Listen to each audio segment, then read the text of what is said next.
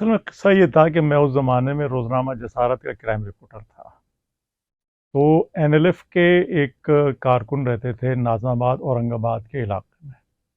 وہاں ایک بدنام منشیات فروش تھا سیف اللہ خان۔ تو اورنگ آباد سے جو راستہ گلی کے اندر جاتا تھا نالے کی طرف، وہاں اس کا نارکوٹک ڈین تھا، جہاں لوگ آتے تھے اور ان کو پرووائڈ کی جاتی تھی، نارکوٹکس بکتی تھی۔ وہ گلی اس کے گھر کے سامنے سے گزرتی تھی۔ بینا احمد نے کئی دفعہ ان لوگوں کو کہا کہ بھئی یہاں سے آنا جانا بند کرو، نہیں مانے، کیونکہ ان کے ظاہر ہے کہ پولیس سے بھی تعلقات تھے اور ساری چیزیں تھیں۔ تو وہ بینا خان نے، صاحبزادہ بینا خان نے ایک تحریک شروع کی، تحریک اصلاح معاشرہ کے نام سے، اور اس کے تحت وہ ہر جمعے کو وہاں پہ جو این ایل ایف کے کارکنان تھے یا جماعت اسلامی کے ہمدرد لوگ تھے، یہ جو اصلاح پسند لوگ تھے، وہ مظاہرہ کرتے تھے منشیات فروشی کے خلاف۔ اور مظاہرہ ہوتا تھا، اس کی کوریج ہوتی تھی اخبارات میں، ہم بھی چھاپتے تھے۔ کچھ عرصے تک تو منشیات فروش نے اس کو برداشت کیا، لیکن پھر ظاہر ہے کہ الٹیمیٹلی جب اتنا چھپرا اور ریگولر مظاہرے ہو رہے ہوں تو پھر اوپر سے بھی پولیس والوں کو بھی پوچھا جاتا ہے اور کیا جاتا ہے۔ پولیس والوں نے کہا ہوگا کہ بھائی یہ تو مسئلہ بن رہا ہے، آپ اپنا کاروبار یہاں سے ہٹاؤ یا کہیں اور شفٹ کرو، کیونکہ یہ تو ہر جمعے کو مظاہرہ کرتے ہیں اور ہمارے لیے مشکل ہو رہی ہے۔ تو پہلے تو اس نے، منشیات فروش نے صاحبزادہ بینا احمد سے رابطہ کر کے کہا کہ بھئی یہ ہمارے خلاف مظاہرے بند کرو، یہ کرو۔ اس نے کہا آپ یہاں سے نارکوٹکس بیچنا بند کر دو، ہم مظاہرے بند کر دیں گے، ہماری آپ کی کوئی اور دشمنی تو نہیں ہے، لیکن یہ یہاں نہیں بکے گی۔ ان کے درمیان ایک کولڈ وار سمجھ لو ڈائلاگ کی صورت میں چلتی رہی چلتی رہی۔ ایک دن ان لوگوں نے پلان کر کے یہ کیا کہ رات کو لیٹ نائٹ صاحبزادہ بینا احمد کے گھر پر فائرنگ کی۔ اب یہ بھی صاحبزادہ بینا احمد بھی کوہاٹ کے رہنے والے تھے، اتفاق سے وہ منشیات فروش بھی کوہاٹ کا رہنے والا تھا۔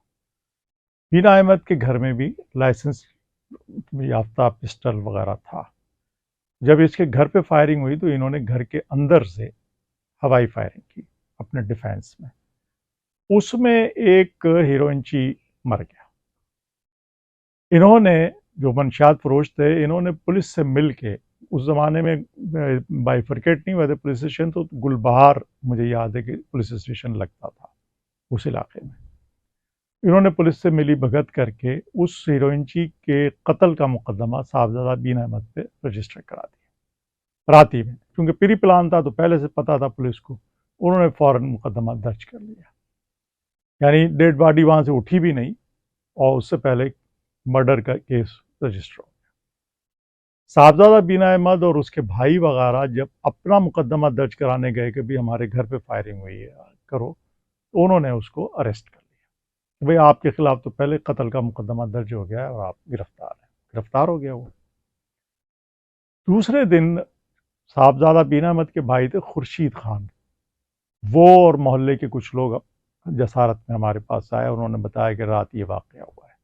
ہم نے اس خبر کو بھی ہائی لائٹ کیا، اور پھر ان خبروں کو ہم نے ریگولرلی ہائی لائٹ کرنا شروع کیا کہ ایک اصلاح معاشرہ کی تحریک چلی، منشیات فروشی کا اڈہ ختم کرانے کی کوشش کی گئی، تو اس پہ یہ منشیات فروش نے پولیس کی ملی بھگت سے ایک ڈرامہ کیا جس میں ایک ہیروئنچی مارا گیا، جس کا کوئی وارث بھی سامنے نہیں آیا۔ مزے کی بات یہ ہے، اور انہوں نے یہ کیس جھوٹا رجسٹر کر کے بینا احمد کو گرفتار کرا دیا تاکہ انڈر پریشر لایا جائے، سب لوگوں کا کوئی نہ اٹھے۔ میاں Muhammad Amin D I G Karachi police ہوا کرتے تھے۔ انہوں نے ہمارے ایڈیٹر محمد صلاح الدین شہید جسارت کے ایڈیٹر تھے، ان سے رابطہ کیا کہ آپ کا رپورٹر جو ہے وہ بے بنیاد خبریں لگا رہا ہے اور جذباتی خبریں لگا رہا ہے اور لوگوں کو ہوسٹائل کیا جا رہا ہے، اور یہ مشتعل کر کے ایک لا اینڈ آرڈر کی سچویشن کریٹ کرنا چاہتے ہیں۔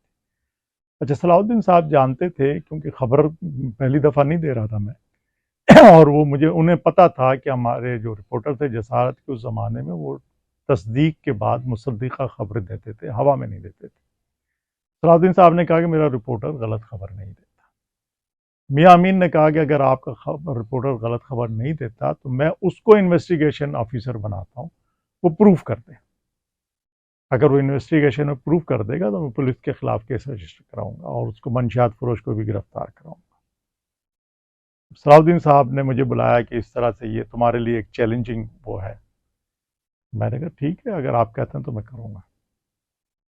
پھر میاں امین نے ایک لیٹر بنایا آفیشیلی، اور لیٹر بنا کے وہ جسارت میں بھیجا کہ اس میں لکھا تھا کہ first ever civilian investigation officer D I G Karachi کی طرف سے. وہ پولیس کی کسی لا کے تحت اس نے کہا کہ ایسا ہو سکتا ہے، ہم کر سکتے ہیں. میں نے کہا ٹھیک ہے، میں نے اسے چیلنج سمجھ کے قبول کیا. اور دوسرے دن جب میں گیا وہاں پہ، تو پہلے میں وہاں کے ڈی ایس پی کے پاس گیا، ڈی ایس پی ناظم آباد کے پاس. وہ مجھے جانتے تھے. میں نے ان کو بتایا کہ اس طرح سے انہوں نے بھی مجھے خوفزدہ کرنے کی کوشش کی کہ دیکھو یہ منشیات فروش بڑے خطرناک ہوتے ہیں اور یہ ہوتے ہیں، تم کہاں اس چکر میں پڑ رہے ہو، مار دیتے. میں نے کہا جو کچھ بھی ہے دیکھیں گے. خیر انہوں نے پولیس اسٹیشن فون کیا کہ اس طرح سے ڈی آئی جی صاحب نے ان کو آئی او بنایا، آپ لوگ کوآپریٹ کریں. میں تھانے گیا تو تھانے والوں نے کہا کہ ٹھیک ہے، آپ جس طرح کہیں گے ہم کریں گے، کریں آپ انویسٹیگیشن.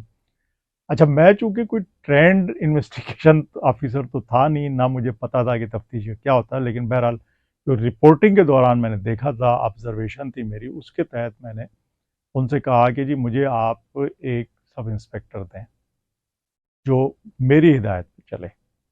انہوں نے کہا کہ جی یہ 2-3 سب انسپیکٹروں سے ملایا مجھے کہ یہ ہیں ہمارے تھانے میں، ان میں سے آپ جس کو کہیں گے وہ آپ کے ساتھ چلے گا.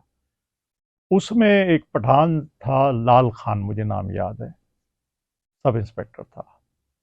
وہ مجھے نسبتاً دوسرے سب انسپیکٹرز کے مقابلے میں کچھ بہتر لگا. میں نے کہا اس کو آپ میرے ساتھ کر دیں. انہوں نے کہا ٹھیک ہے. انہوں نے ایس ایچ او نے اس کو کہا کہ بھئی جس طرح یہ کہیں گا.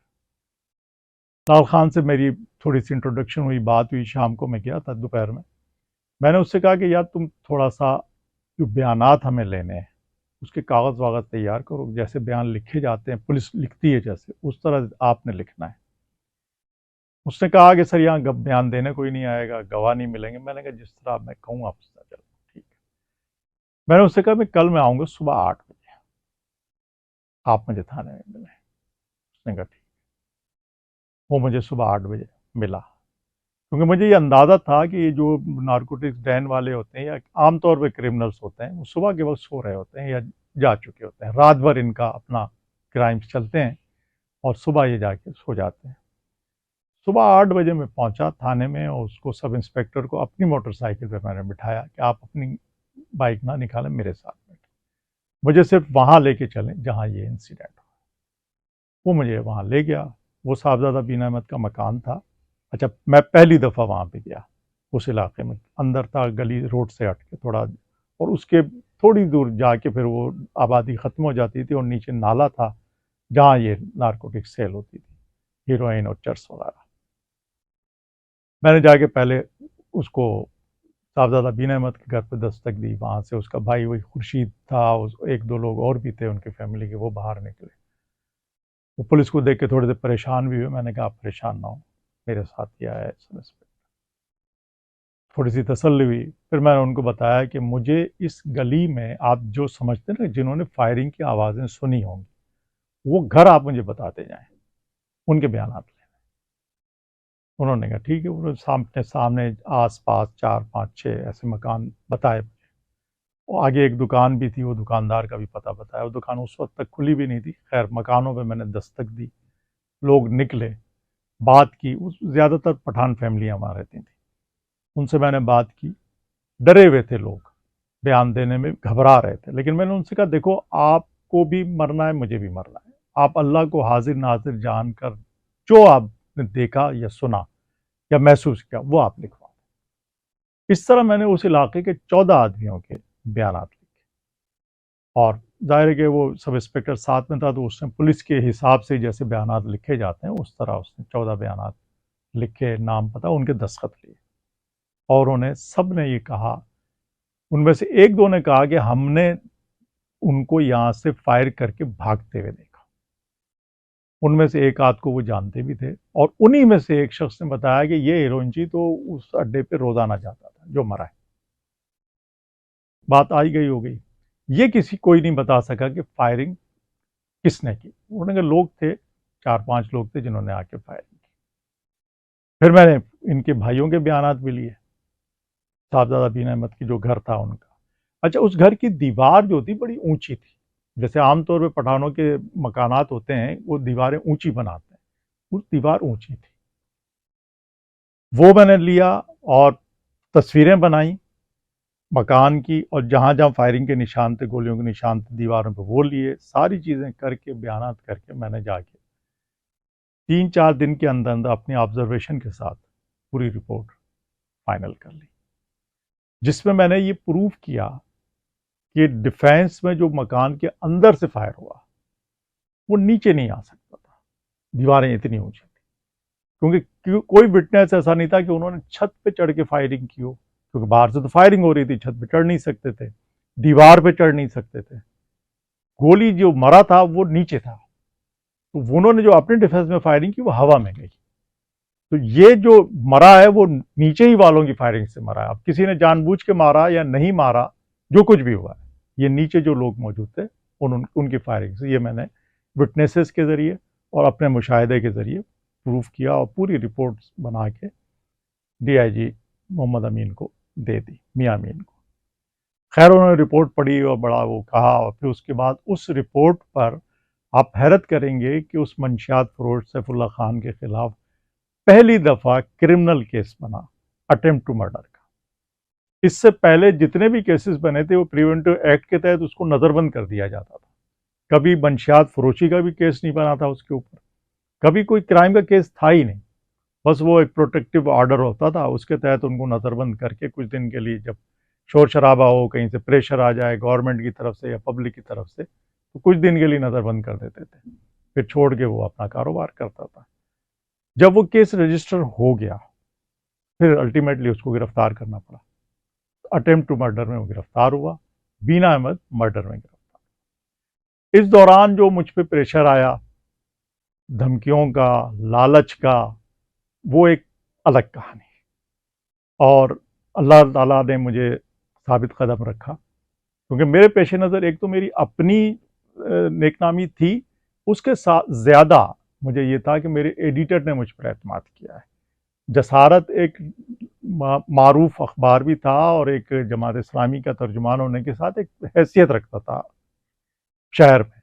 میں نہیں چاہتا تھا کہ میرے کسی بھی قدم سے، کسی ایسی حرکت سے اخبار کو کوئی نقصان پہنچے، اس کی شہرت پہ داغ آئے. تو ان تمام دباؤ سے اللہ نے مجھے نکالا. اور مطلب پولیس افسران نے مجھے دھمکیاں دی، یہ نہیں کہا کہ ہم مار دیں گے، انہوں نے کہا کہ یہ بڑے خطرناک لوگ ہیں، یہ آپ کو راستے میں ایکسیڈنٹ سے مار سکتے ہیں، گاڑی چڑھا سکتے ہیں. آپ بائک پہ چل رہے ہوتے ہیں شہر میں، آپ کی بائک کو پیچھے سے آگے کوئی کار والا مار دے یا کوئی ٹرک چڑھا دے، کیونکہ اس کے بعد ٹرک بھی تھی، ٹرانسپورٹ بھی چلتی تھی، اس کی کوئی منی بسیں بھی چل رہی تھیں، مار سکتا ہے. میں نے کہا ٹھیک ہے، اللہ مالک ہے، زندگی موت اللہ کے ہاتھ میں، اگر اس کے ہاتھ ہے تو میں کیا کر سکتا ہوں، روک نہیں سکتا. بہرحال وہ رپورٹ سبمٹ ہونے کے بعد ڈی آئی جی نے آرڈر کیا، کیس رجسٹر ہوا، وہ اریسٹ ہو گیا. وہ رپورٹ میں نے اس زمانے میں ادریس بختیار صاحب ہمارے ایک سینئر جرنلسٹ تھے جو اسٹار کے لیے کام کرتے تھے، ان کو دی. اس دن وہ انہوں نے اسٹار کی لیڈ لگائی اور اس میں کوٹ کیا، first ever civilian investigation officer proof this fact. پوری وہ اسٹار میں لیڈ لگی تھی. اور وہی خبر اسی دن، مطلب نیکسٹ ڈے، ڈان کے فرنٹ پیج پہ، جو ان کا میٹرو پولیس کا وہ تھا، میٹرو سٹی کا، اس پہ ڈبل کالم لگی تھی. اور جسارت میں بھی ظاہر ہم نے لگائی تھی 3 کالم. تو یہ اللہ تعالیٰ نے بڑا مجھے اس میں سرخرو کیا تھا. اور بعد میں پھر یہ ہوا کہ وہ چونکہ دونوں پارٹیاں کو ہارٹ سے تعلق رکھتی تھیں، تو ان کے گاؤں والے انوالو ہوئے، سارا کچھ ہوا. تو 3-4 مہینے کے بعد، لیکن یہ ہوا کہ 3-4 مہینے تک نہ تو بینا احمد کی وہ ہوئی تھی ضمانت، نہ اس سیف اللہ خان کی ضمانت. پہلی دفعہ وہ 3-4 مہینے جیل میں رہا. اس کے بعد ان کا کمپرومائز ہو گیا تھا، دونوں پارٹیوں نے اپنے اپنے کیسز واپس لیے، اور اس کے بعد اس جگہ سے اس نے اپنا نارکوٹک ڈین ختم کر دیا، کہیں اور پہ شفٹ ہو. یہ جو جہاں کا میں ذکر کر رہا ہوں یہ سیف اللہ خان کا تھا. یہ ناظم آباد، لیاقت آباد سے ناظم آباد جاتے ہوئے روڈ کے اوپر نادریہ ہوٹل آتا ہے، وہ ہوٹل بھی سیف اللہ خان کا ہے. اس کے ساتھ ہی گلی جاتی ہے اور اس گلی جہاں اینڈ ہوتی ہے تو وہاں پہ یہ تھا نارکوٹکس ڈین، اور وہیں پہ بینا احمد کا اس گلی کے اندر 3-4 گلی جہاں چھوڑ کے مکان تھا۔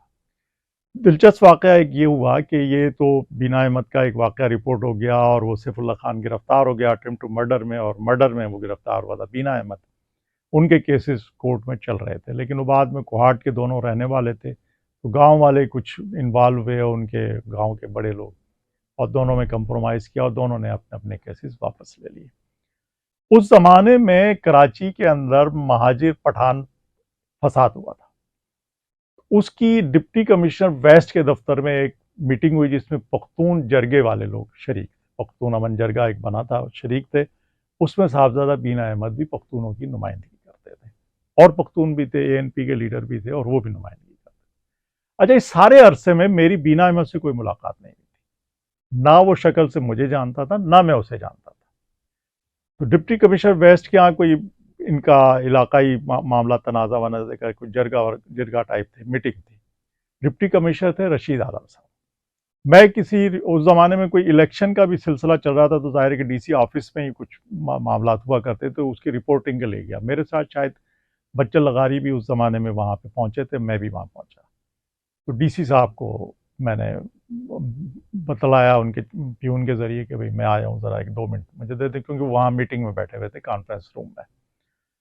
تو رشید عالم نے کہا کہ یہیں آ جاؤ اس کانفرنس ہال کے اندر۔ تو میں جیسے ہی کانفرنس ہال کے اندر گیا تو خورشید ان کا جو بینا احمد کا بھائی تھا وہ ان کے ساتھ بیٹھا ہوا تھا۔ خورشید مجھے جانتا تھا کیونکہ وہ اخبار میں خبر لے کے بھی آتا رہتا تھا، اور بعد میں فالو اپ بھی کیا تھا اس نے۔ خورشید نے مجھے دیکھا تو وہ کھڑا ہو گیا۔ وہ کھڑا ہوا تو بینا نے پوچھا کون ہے، تو خورشید نے بتایا کہ یہ مقصود یوسفی۔ بینا احمد بھی کھڑا ہو گیا۔ اب جب یہ دو کھڑے ہو گئے تو ڈی سی صاحب پریشان ہو گئے کہ یہ پٹھان لیڈر کھڑے ہو گئے ہیں، مقصود یوسفی کو دیکھ کر کوئی جھگڑا یا حملہ کرنے کے لیے تو نہیں کھڑے ہوئے۔ تو وہ کھڑا ہوا ڈی سی اور کہا بیٹھو بیٹھو بیٹھو بیٹھو بیٹھو، یہ میرا دوست ہے، اس کی طرف مت جاؤ۔ تو بینا احمد نے کہا کہ یہ آپ کا دوست ہے، میرا محسن ہے۔ تو وہ پھر اٹھ کے آیا اور مجھے گلے لگایا اور کہا کہ آپ کی وجہ سے آج میں یہاں بیٹھا ہوں، ورنہ یہ لوگ مجھے پھانسی چڑھا دیتے، اور میں مطلب جتنا بھی شکریہ ادا کروں کم کروں۔ تو اس پہ پھر دیگر جو پختون لیڈر بیٹھے ہوئے تھے انہوں نے بھی پھر سراہا، انہوں نے کہا بھئی آپ لوگوں نے بڑا ہمت کی اور بڑا ساتھ دیا، ورنہ واقعی سیف اللہ خان کا بہت بڑا نام ہے، کوئی ہمت نہیں کر سکتا۔ تو یہ ایک اللہ تعالیٰ کا بڑا فضل ہے۔